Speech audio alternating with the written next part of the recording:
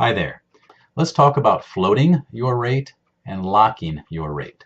So as we know, mortgage rates change every day, up and down.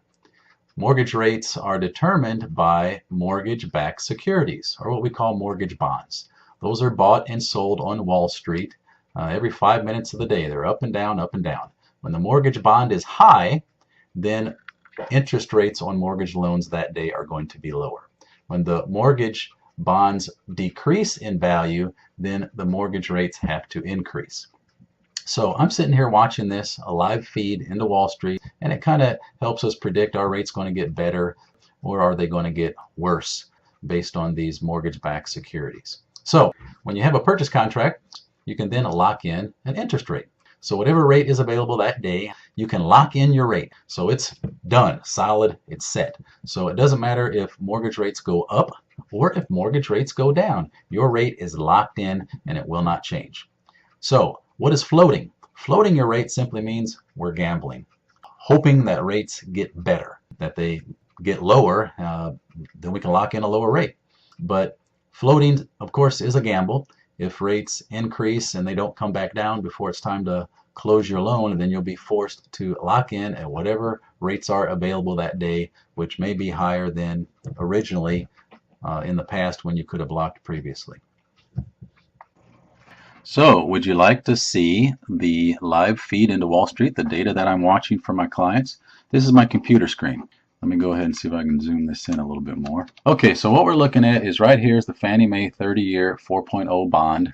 Here is the Ginnie Mae 30-year 4.0 bond. This is the 10-year T-note, and this is a Fannie Mae 15-year 3.5 bond.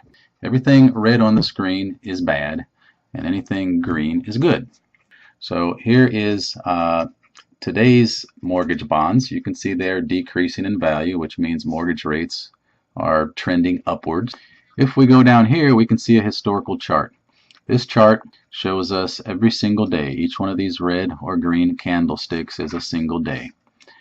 Today is April 18th, 2018, and we see all the way back to about February 13th, mortgage bonds have been trading in this very tight, narrow channel. So they've not increased dramatically or decreased dramatically compared to where they were here at the first part of the year. We see that bonds continued to decrease, mortgage rates increased, and right now, ever since February, they've been kind of staying in this tight pattern. So what happens today? Today is unique. Right here we see this blue line, and this blue line is what we call a 50-day moving average. So this is the average of what bonds have been doing for 50 days. This here is the 25-day moving average, and this green line is the 10-day moving average. What's extremely unique about today is today all three of these lines merged for the very first time. So what does that mean? It means that this now has become a ceiling or a cap on mortgage bonds, meaning that there is no way in the world that mortgage bonds are going to be able to break through and increase above this line. So that means there's no likelihood of mortgage rates getting better.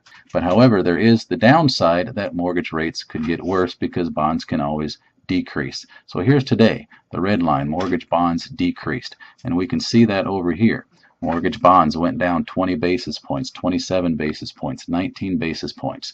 That will cause, in the middle of the day, mortgage rate sheets to be reissued by banks and lenders and issue us higher interest rates this afternoon than they were this morning. So what did I do today? I took every single customer that I have that was floating and I locked every single one of them.